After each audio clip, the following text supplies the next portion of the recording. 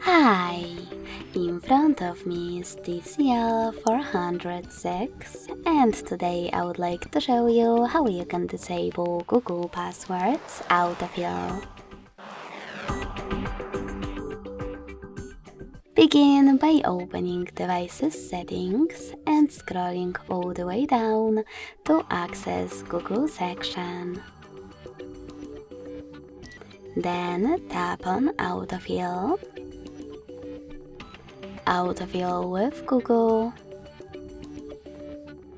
and blue sweater next to Use Autofill with Google. So when I click, as you can see, Google Autofill is off. Thanks so much for watching. If you enjoyed this video, don't forget to leave a like, comment, and subscribe. Bye!